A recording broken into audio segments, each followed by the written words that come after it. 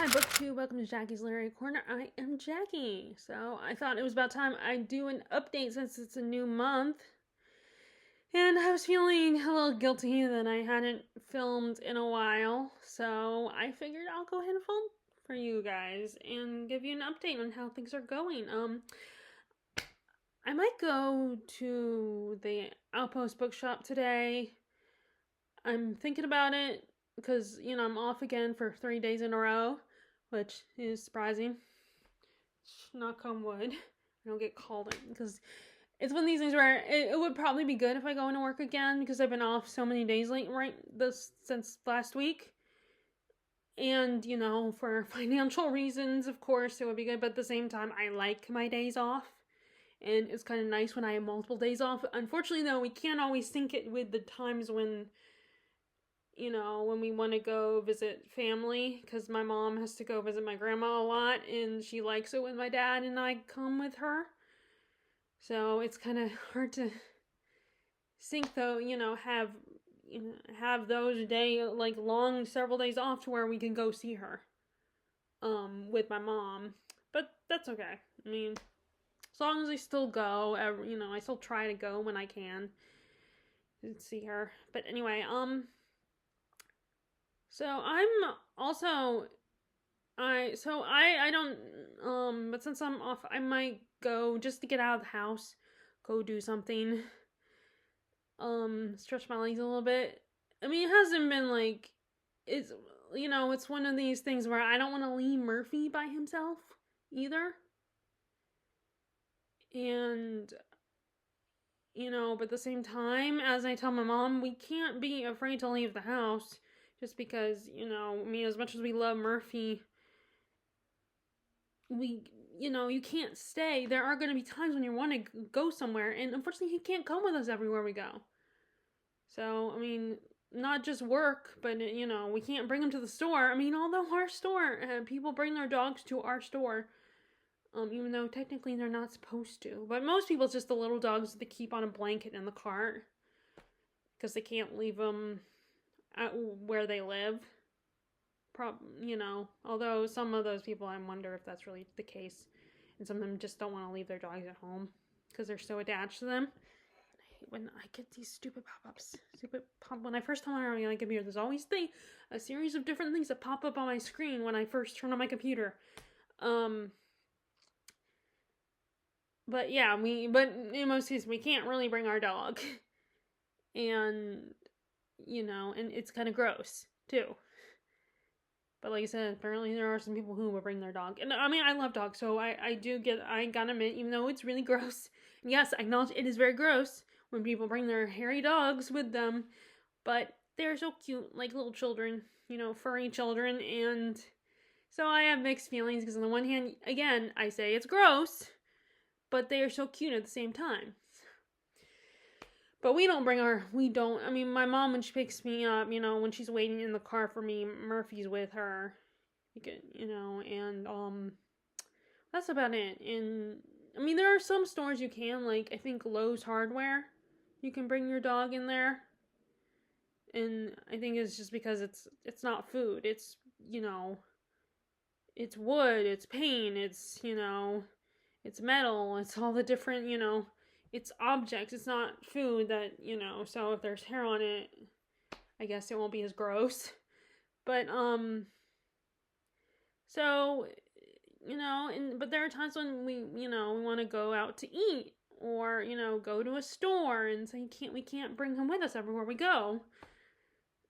And if we want, I mean, that's the only thing about having the only thing about having a pet is that, you can't bring your pet everywhere you go. If you want to go someplace, and yeah, you can choose to spend your whole life staying at home, and I mean, my mom technically is more of a homebody. I'm a little bit of a homebody, but I also have a little bit of my dad where I want to go out. But of course, it's really more about wanting to go to like the bookstore somewhere. It's not necessarily wanting to go partying or socialize with people. But yeah, so there are some people that probably would be perfectly content staying at home all the time. I mean, especially the people that as they get older, you just, it's hard to walk around and stuff, so you're fine staying home all the time and just sitting at home. And maybe puttering around the garden or something. But yeah, so it's kind of hard. So it's like, we don't want to stay at the house. I don't want to stay in my house all the time. But then I always feel bad, and I know my mom feels bad. I mean, it's always sad when, because he gets sad when she's gone, because he's my mother's dog. He's my mom's dog, so he's very attached to her. And when she goes and doesn't bring him, he is not happy. He is very sad and pouty for the first couple days that she goes. I mean, he eventually, is accepting of it, and especially as long as my dad or I are with him. So that's the other thing, is when my mom goes out of town, and my dad, of course, he has his hobbies, and he still works a little bit, so it's very conflicting. But anyway, so what I usually do is, like, if I do stay home all night, I will read and watch YouTube videos, and I stay downstairs, and and I can't really watch movies, so I'm just watching TV. Unless there's, if there's a movie on a streaming service or on regular TV, then I'll put that on to just have background noise. But our Blu-ray/DVD player, well, I guess it's a Blu-ray technically. It's not plugged in down there because my parents don't watch movies don't watch Blu-rays as much as I do. They only watch movies if they come on TV, which is actually kind of funny because sometimes some of those movies that my dad loves watching, we have a copy of it. Although we don't have a copy of A Few Good Men, which is his favorite movie to quote, next to I Love You Man and Forgetting Sarah Marshall. Although I think he loves Forgetting Sarah Marshall more than I Love You Man. I'm more of an I Love You Man than the Forgetting Sarah Marshall, but I think it's partly because my dad loves Hawaii, and Forgetting Sarah Marshall takes place in Hawaii. But we have those two movies, but we don't have A Few Good Men, which is his favorite movie. He always quotes the monologue that Jack Nicholson says in the courtroom when he's like, "You want the truth, you can't handle the truth." My dad loves that. So that's where I get that from. My, having wanting to quote, like, watching movies repeatedly and quoting every single line. Like, there's, right now, I think I mentioned this on a Back to the Future kick, in particular Christopher Lloyd. And so I could probably recite a lot of scenes from that movie.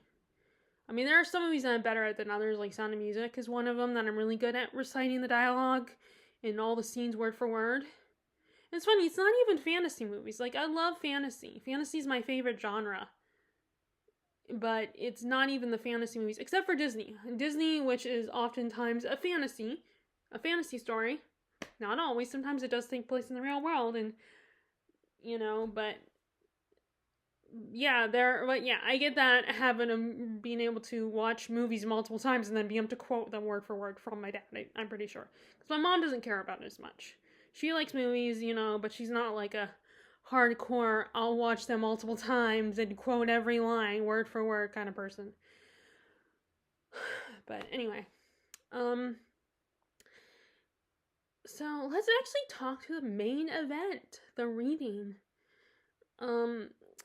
So I did, let's see, do I have any? I finished the Song of the Jade Lily, which, of course, being a World War II book, it was very hard to read. It was very sad. I mean, not hard to read, but just a very sad book.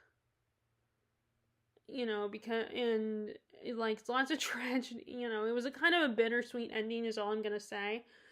But I feel like that's how World War II books are. Like, they're always gonna be sad, and, they might be really tragic, or they might be just at least bittersweet, like, and, there might be a little hope at the end for the characters or something. But the Song of Jade Lily is, like I said, 2 timelines. One is in 2016, and one is starting in, like, 39, and all the way through all the way up until 1945. And most of the book takes place in Shanghai, and it's basically, so we have in the 2016 timeline, you have this woman, I think, is her name Alexandra? Yeah, I think it's Alexandra. Her grandfather is dying, and she was living in London, and her grandparents are in Australia. So she goes to see her grandfather before he dies, and she, her parent. You find out that her parents died in a car crash, I think, and that's why she's raised by her grandparents. And she overhears her grandmother talk before her grandfather dies. Her grandmother, who I believe is German, and her grandmother is Chinese, and or no, actually no, she's not. She's actually oh, that's right. No, she's from Austria. That's right. She's from Austria. And the grandfather is, so they're both from Austria, because I think the grandfather's also from Austria. But Alexandra is Chinese, and she knows that she's adopted, which she knows that. But she doesn't know anything about who her parents are. And she overhears her grandmother. Her grandmother won't talk about it a lot, about what happened in World War II and why she, like, who her real parents are. And Alexandra doesn't ask. And she overhears her grandmother asking her grandfather to forgive her. And she doesn't know what that's all about. And she's very, she kind of wants to know, but she doesn't want to burden her grandmother with those kinds of questions, because she knows her grandmother is grieving as much as she is.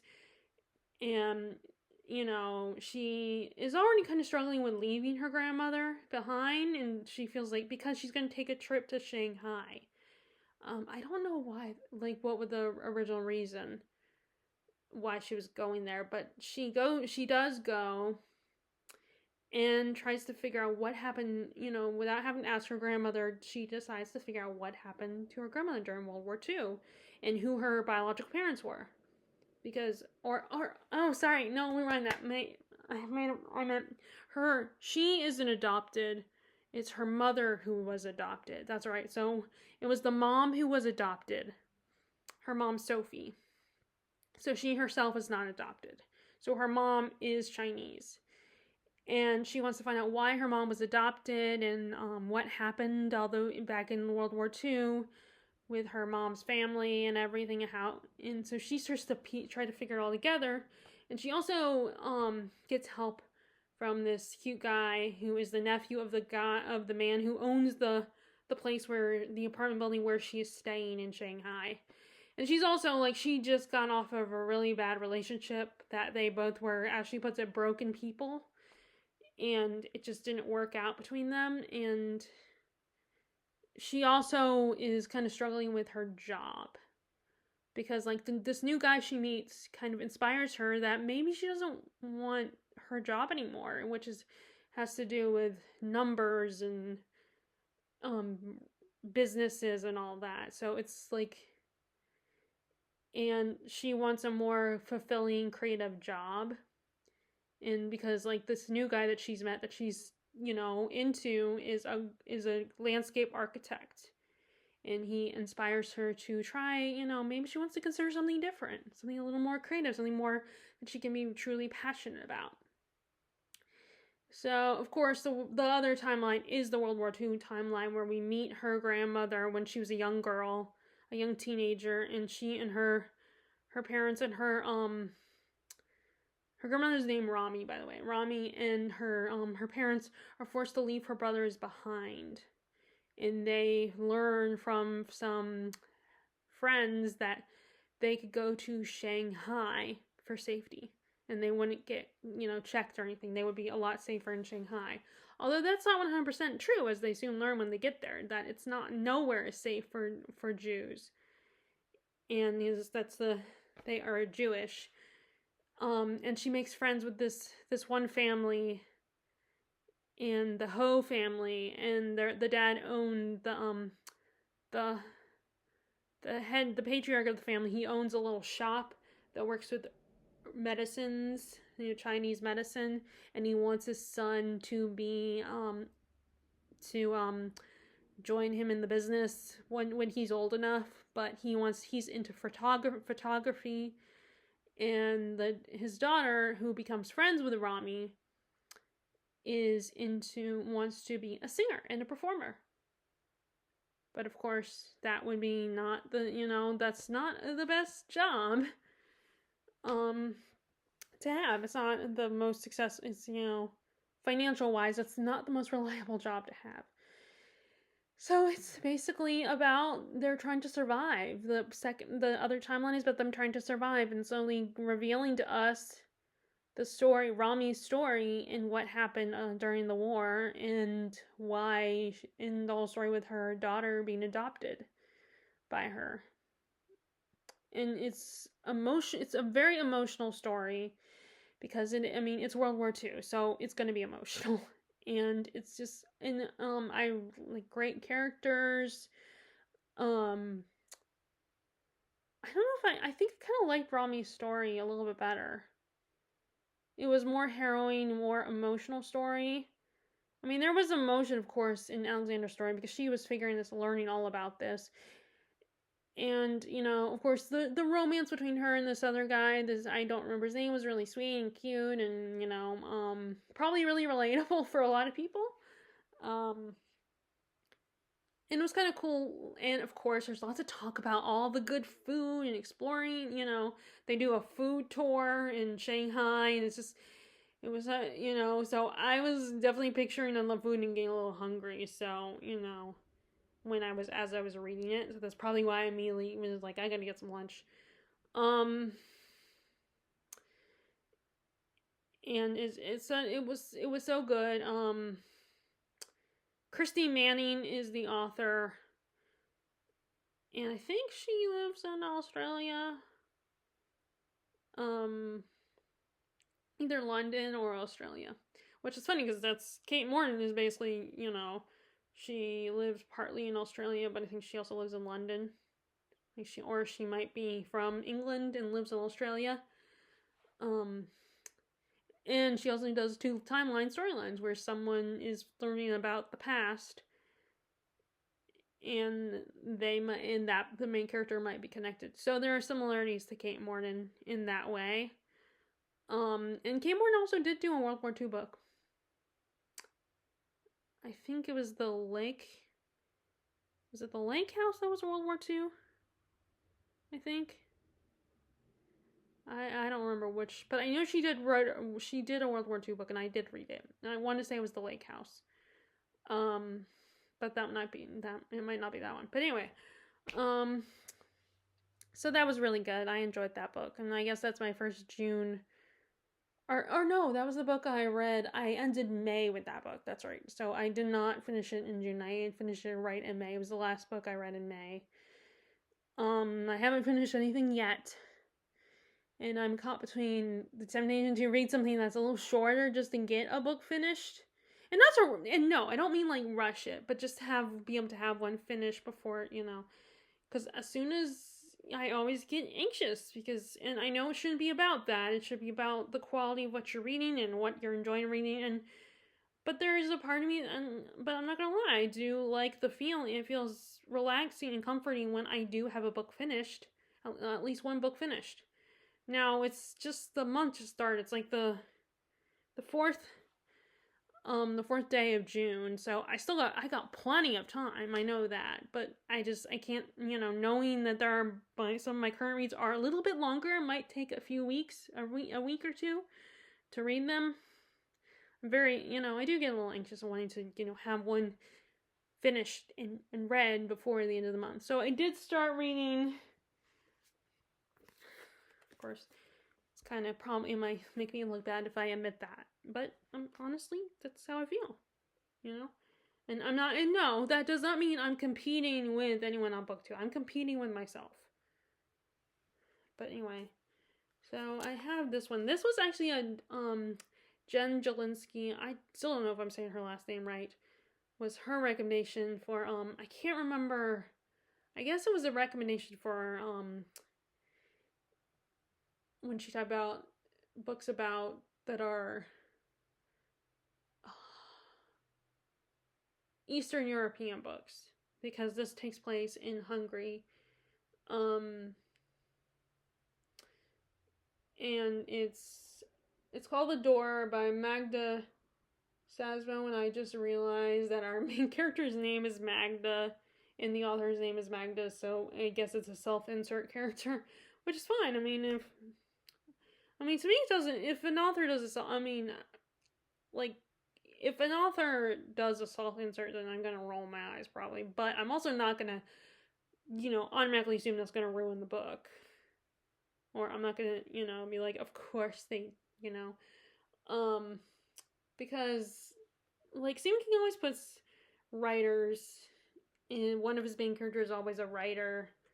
So I mean, I don't know if any of them have any of his personality, but I mean, although I think The Shining, the character was kind of meant to be like Stephen King.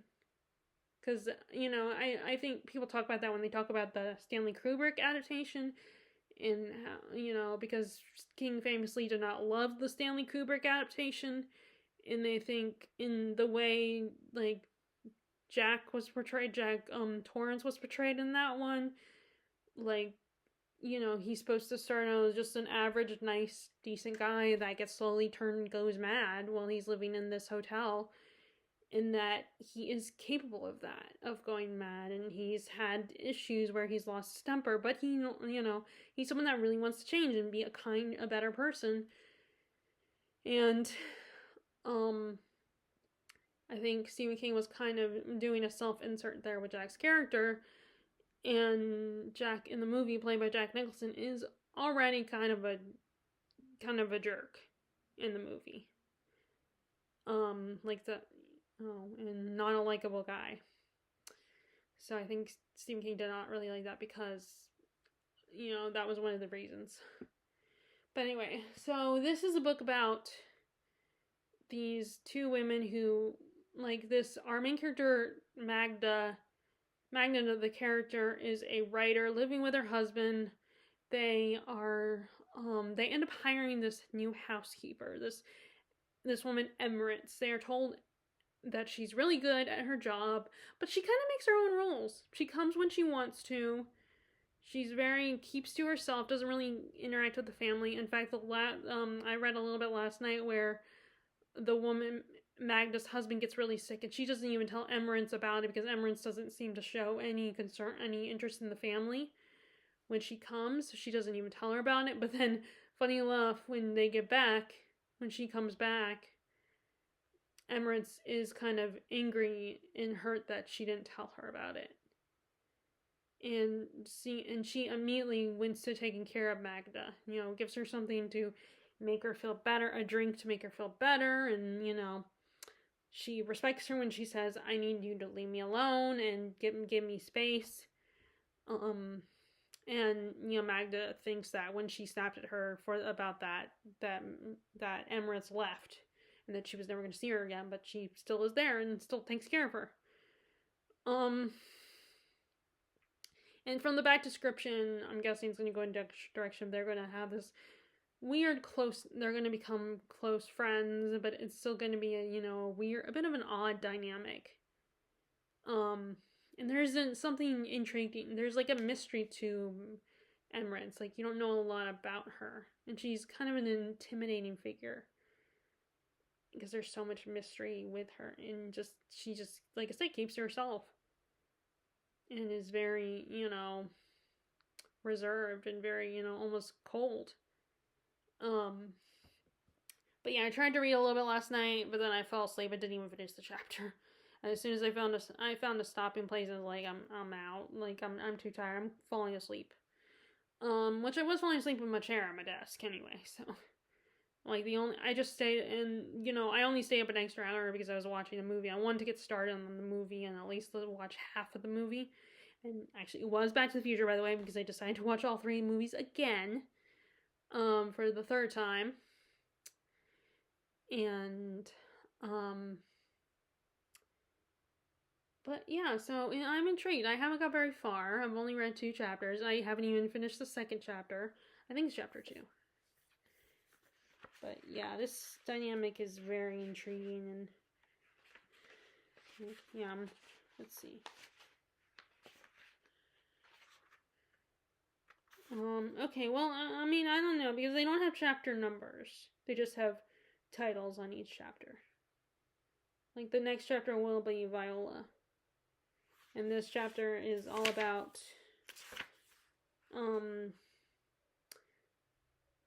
her about, religion and stuff, and Emerence's religion, and why she doesn't go to church anymore because she doesn't like the women that go to church. Jeez. And that actually reminds me of, on the show Sister Sister, one of the girls' boyfriends refused to go to church because he didn't like how hypocritical people could be. Like, when they're at church, they act all, good and pure and, like, not, just good, not committing any sins. They behave, and then, but when they, as he puts, they act a fool when they're out of church the rest of the week. And he finds them to be hypocrites.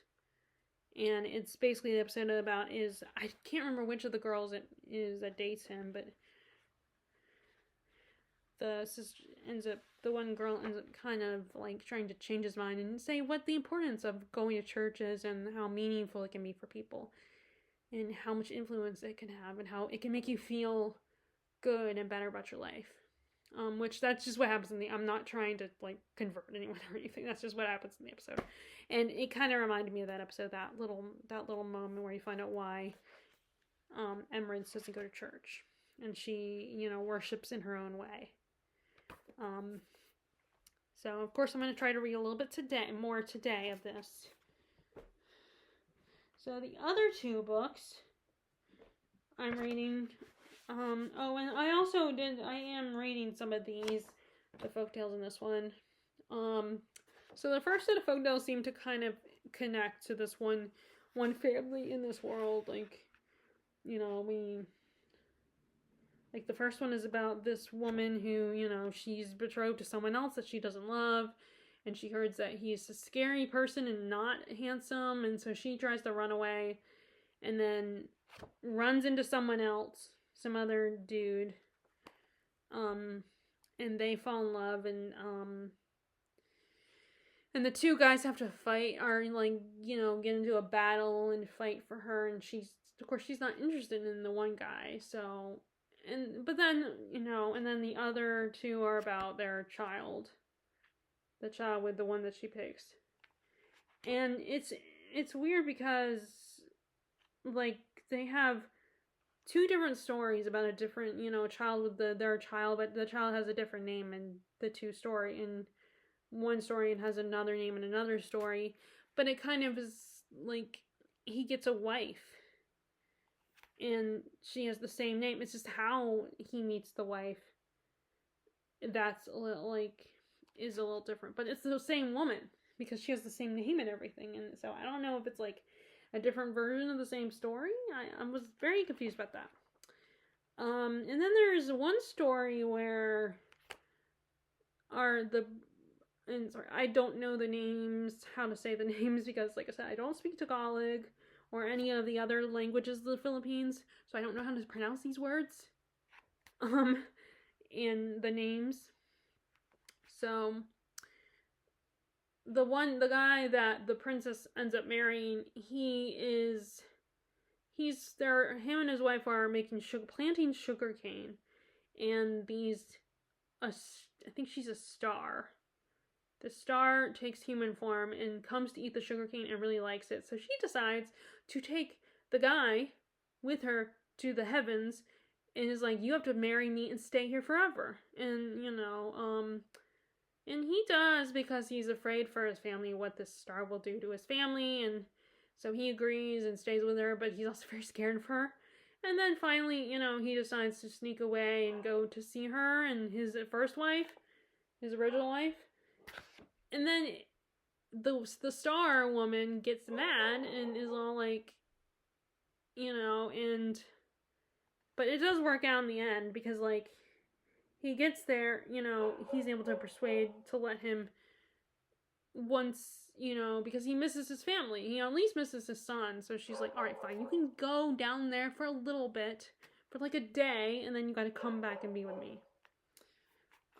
So, they are very much, very familiar just with, like, the Philippine Islands references, like little things in there that have to do with the Philippines and the islands and everything. So like there's the betel nut, I don't know if I'm saying that right, if I'm calling what that's called is correct.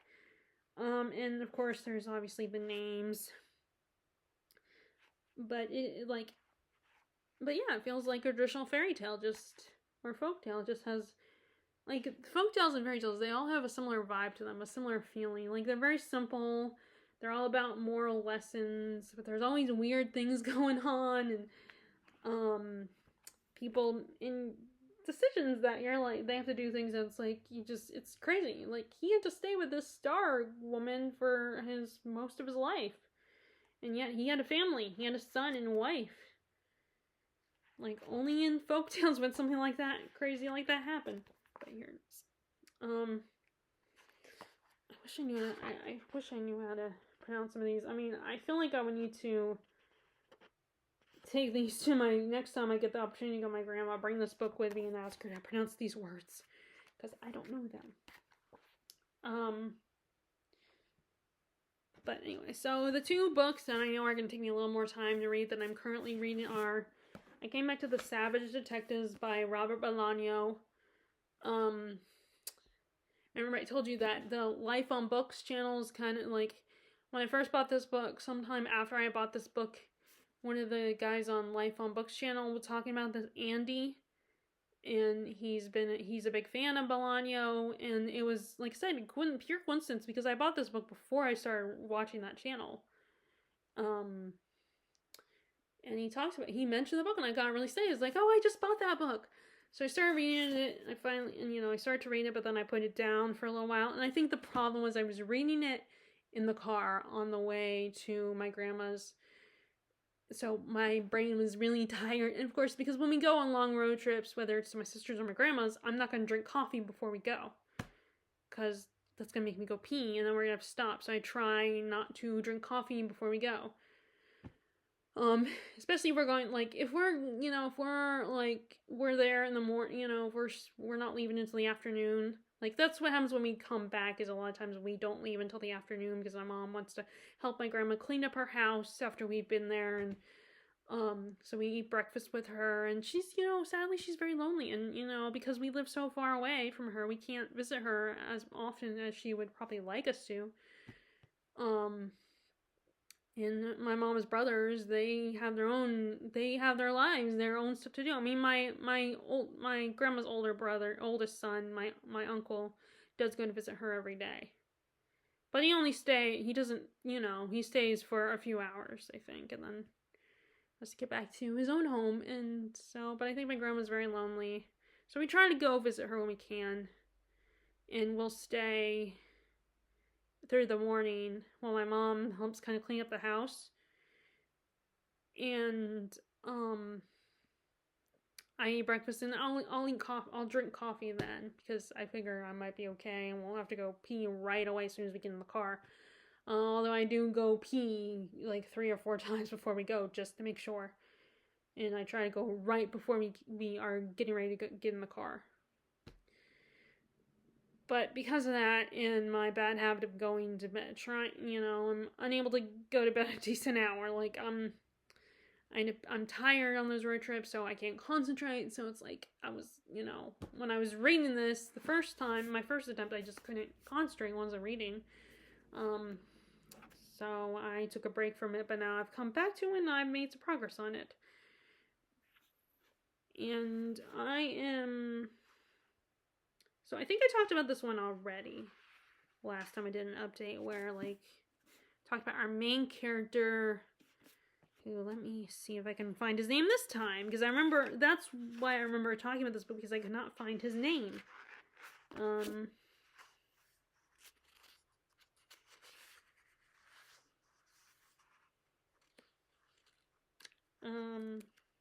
is it?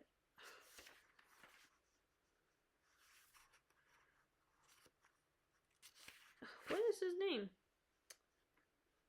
Of course, now I can't find it again. I should have, put a mark on it where I could find them so that I could give you guys the main character's name.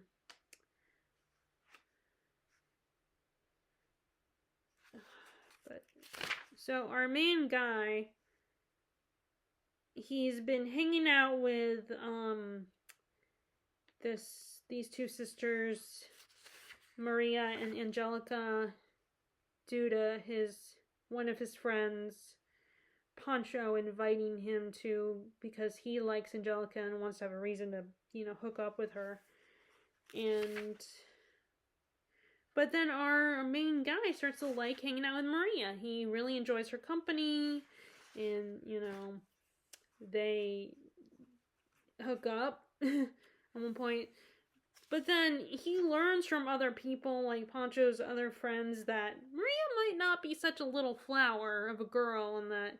But of course, he doesn't believe that. He thinks she's innocent, and that these people talk about her in that way, in a vulgar way, are assholes, and just they don't know what they're talking about.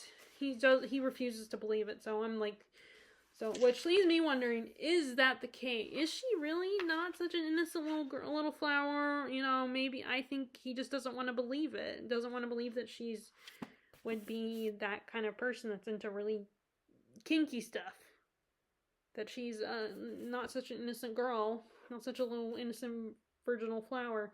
I mean, when I say virgin, I don't mean he already knew that she was not a virgin, I think, but it's a good thing I'm not monetized, because I think that this video talking about this would get me taken down, probably. But anyway, and he's also formed, her dad really likes him. He even, gives him money out of, he appreciates his, spending time with Maria and dating her and stuff. Of course, to Maria, that ends up looking not so great when she finds out that he's, getting money from her dad. That does not look good on him. It looks like he, is hooking up with her for money, and that makes her look not in such a great light. And it's one of those books where not a lot is happening, just different characters interacting, they talk a lot about poets, of course. And our main character, he does, like I said, he lives with his aunt and uncle, and they're very worried about him because he has not been home in a while, and his aunt keeps calling him, saying he needs to come home because his aunt and uncle are very worried about him, but he doesn't really want to come home. He's kind of would rather just hang out with these other poets and just hang out with Maria and Angelica, and he does not want to come home. And there's some interesting conversations about how they see poets, different types of writers, that I think is really interesting. I'm thinking, I wonder if they're actually right, if they do have a point, or if it's just that the way they see things, in the way they interpret them, and they're just all bitter and cynical, or the way their world is that's how gives them reason to see people like that, see poets like that. It's kind of hard for me to talk about because it's the way this book is not for everybody, because it's a bit, I'm just gonna say, a little vulgar. There's a lot of language that I normally wouldn't be, I'm not a prude, or oh, that's so disgusting, I don't want to, because I am reading it, it's not the way I would talk about people the way these guys do. But I'm also not gonna stay away from books like that, if I think the story's interesting and the main character is interesting, and if I, can be in their head and be okay with it, be comfortable with it, then I don't mind. I mean, it helps being in the head of our main character, who's a little less cynical and bitter, a little less vulgar in his thoughts. I mean, he still, thinks about women in certain ways, but he's a little more naive. But I'm wondering if he's also going to turn to be one of those characters that thinks he's, better than everybody, or just is a good guy and a nice guy, but maybe he's not such a saintly guy. I'm wondering if it's going to be one of those situations. Or, it almost makes me think of, a more grittier version, of Richard's interaction with that group of kids in The Secret History. It kind of is a grittier version of that dynamic, where he wants to be part of this world, but he's not as freeing as they are. He's not as loose as these people, as this group of people are. Like that, but that maybe he might, even if he pretends to be innocent, he's also being naive, maybe even being an idiot, or that he might not be any better than they are. He just tries to be the good one. But yeah, like I said, I'm liking it. It's kind of interesting to be in this kind of, with these types of characters. And it is kind of written, like, it's not in chapters, it's in dates. Like, almost like it's a journal, where he's writing everything down, writing down the events of that day. Because, like, you just have dates, which that's where I'm using that as my stopping point when I take a break from reading. Because, like I said, I don't like stopping in the middle of, like, I like to stop where there's a page break, or there's a chapter break, or where it's on the next chapter. So, this book does have dates. So, which makes me think that it's like journal entries, like maybe it's supposed to be like a journal he's writing. Like he's writing about each day and all of his experiences that day. But, so obviously, like I said, I have not gotten very far. I'm only on chapter 85. I'm not even on the 100th chapter. I'm only on page 85. So, like I said, this is going to take me a little bit more time to get into. Or I shouldn't say into, because I'm into it, but it's going to take me a little more time to read it.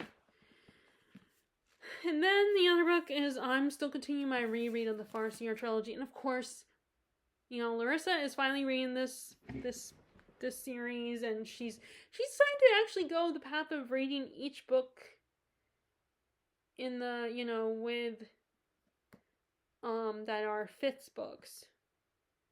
Going through each chapter that's about Fitz's character, all the books that are focused on him. And I don't know if that would lead to, I'm wondering if that would lead her to spoilers for the other two series.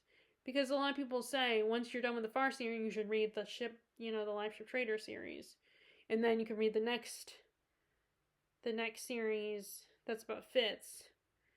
And then you read, and there's Rainwild Chronicles, and then you read the other Fitz, the final Fitz trilogy. So I don't know if that people say that because it could spoil things for you. I'm not sure. I should, check on that and see if that's why people say you should read Life Ship Traders first before you read the next Fitz books trilogy. But anyway, so this is the second book, Royal Assassin, and I just forgot how annoying the drama of Fitz and Molly is. That drove me nuts, because I can see both of them, both of them are just so frustrating, because they're both, like, Molly, like, Fitz can't tell Molly everything. Like, he has to keep parts of his life secret. So she assumes the worst. Like, she just thinks, like, there's one, she finds him, and he's, because of the poison from the last book, he's still kind of out of sorts. He's weaker. He has these tremors. And he's tired. His body is just still kind of recovering. And he ends up, I don't know how, but I don't remember how, but he got alcohol spilled on his shirt. Or he's was drinking wine when he was visiting with lady patients. So because he's still a little wobbly, he spills some of the alcohol on his clothes. So she assumes, oh, you're drinking, you're a drunk. See, and because combined with the fact that he's wobbling, so all she sees is he's wobbling, he smells like alcohol, and she recognizes that because of her father. So she just assumes, oh, you're a drunk. I refuse to, be with a drunk. And so she's mad at him, and I'm just like, no, he's not. He's not. He is sick. And I just get so frustrated with her because she doesn't believe it, and she just misinterprets everything. And then, there's the whole thing where he doesn't realize, because he's an idiot, that she has assumed that he was trying to court her before he left. And she feels like she's just not understanding what he's doing. Because he's just hanging out with her. For him, this just means, oh, I want to hang out with you. And I'm just And I'm just so, because, I'm just like, Molly, you don't understand. You're just assuming the worst. And I'm just so frustrated with her. And I feel so bad for him. Because it's like, he can't tell her the truth. Because her life would be in danger. He has to keep his life as assassin in training a secret.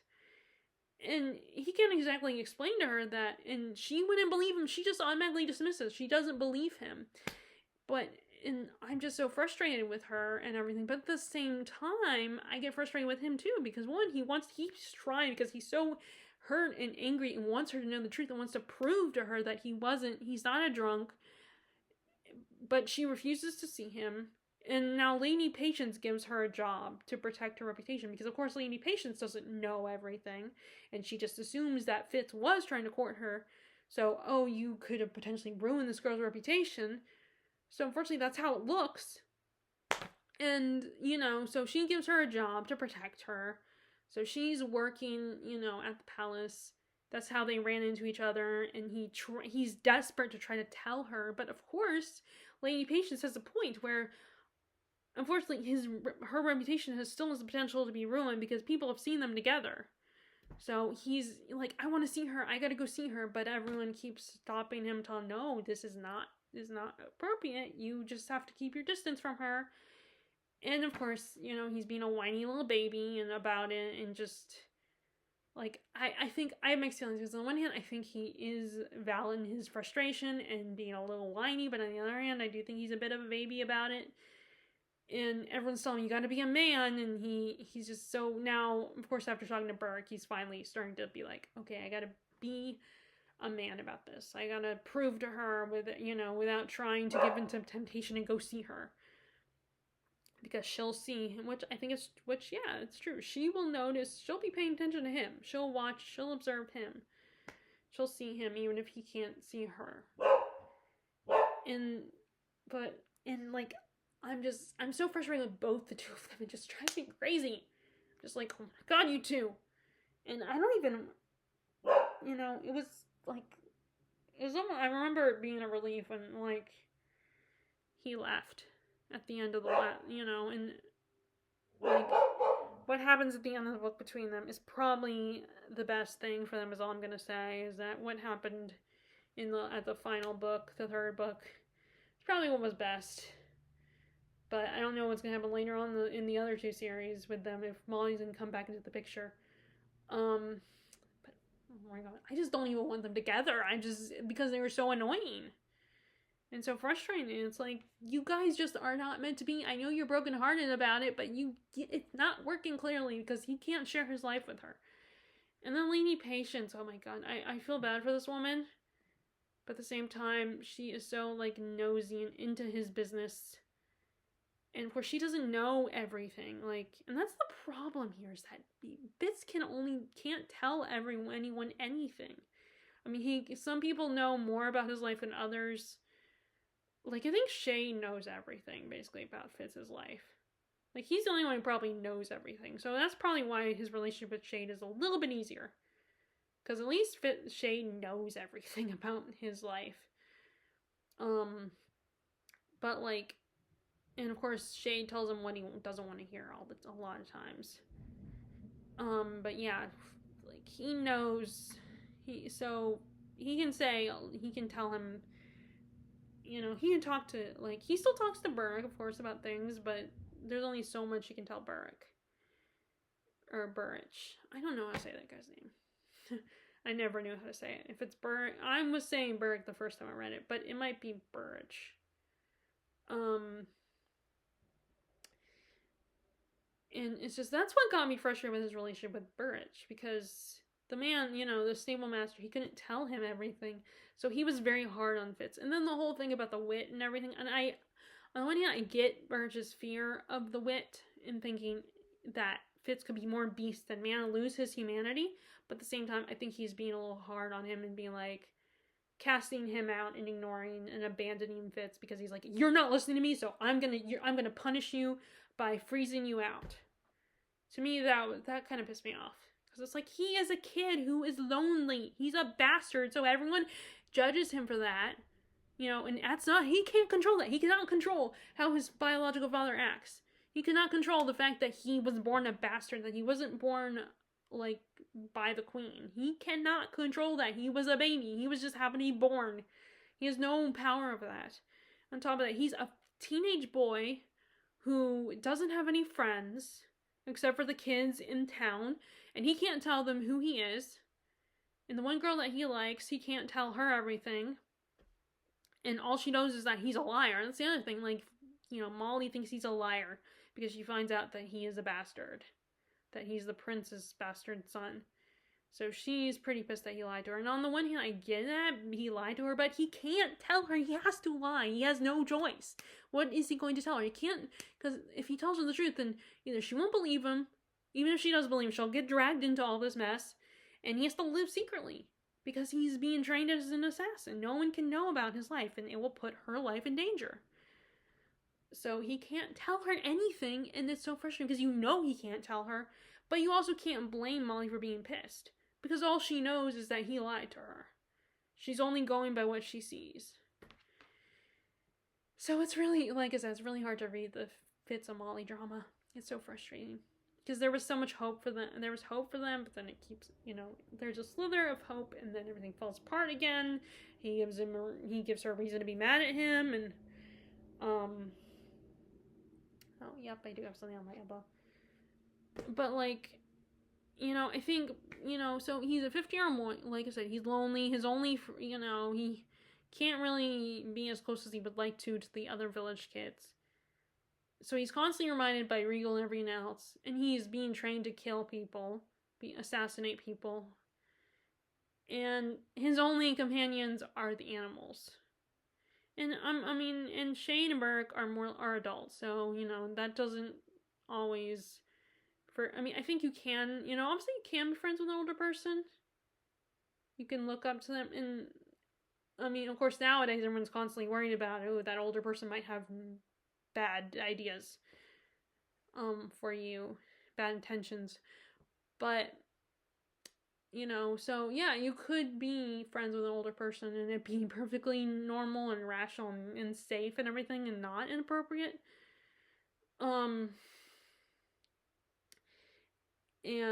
but at the same time, he still needs friends that are his age, and he doesn't have that, and then he's alone, and so his only friends are the animals. He connects with them.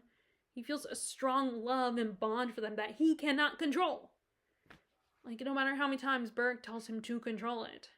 And like I said, I get Burke's fear, but at the same time, I still feel the same way I did last time I read this trilogy, which was that Burke shouldn't have frozen him out, shouldn't freeze him out. He needs to keep an eye on him. If he's worried about Fitz going more animal, then, forcing him to completely isolate himself from animals, that's the wrong way to go about it. I think what he needs to do is just try to protect Fitz from himself. And no, that does not mean that he needs to completely be like, I'm going to get rid of these animals. You can't form a friendship with these animals. Because he's a lonely kid, and the animals are his only friends, he feels like. So completely cutting him off from that is not healthy, in my opinion. Like, you're basically keeping him in isolation. And yes, he has Burke and Shade and stuff, but that's only so much that can provide. But like, just help him out, remind him, keep an eye on him, but don't try to control every little bit of his life. That's the problem, is everyone controlling. Like, I expected better from Burke. Like, I understand with, like, with King Shrewd, like, he doesn't care about Fitz. He only cares as much as he needs to about Fitz. And the same with Verity. Although I think Verity is more willing to care about him and to be, affectionate uncle to Fitz. But he also has other responsibilities on his shoulders, so he doesn't really have time to completely focus on Fitz.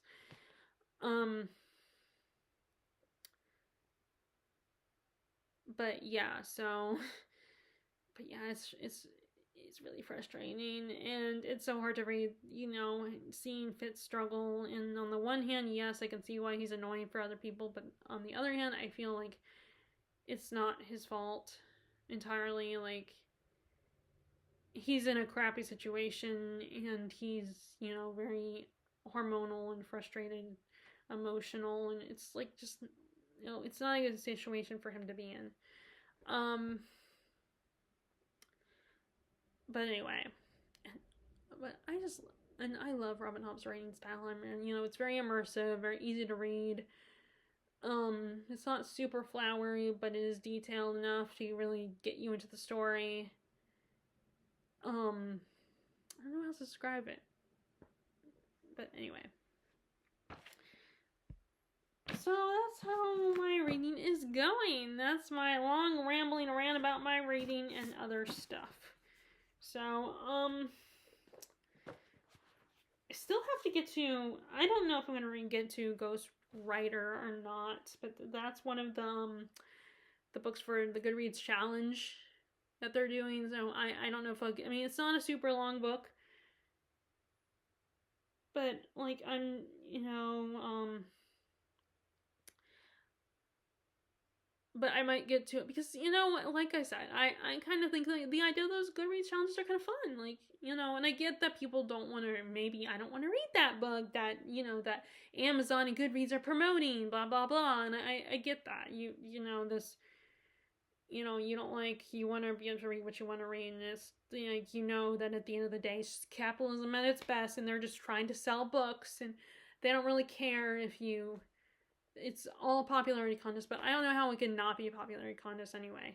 So, and I'm not just reading the book, and personally, I am genuinely interested. Like, and you probably won't matter because you probably won't, people wouldn't believe me anyway, but I am genuinely interested in the story, even before I realized it was part of the challenge. Like, I remember one of the podcasts I was listening to brought up the book, and I heard the plot of the book, and I was, you know, it's like, this woman is writing, her dad has this very dark history where he might have committed a crime, and he's trying to and he has finally decided to tell the world what really happened through a book.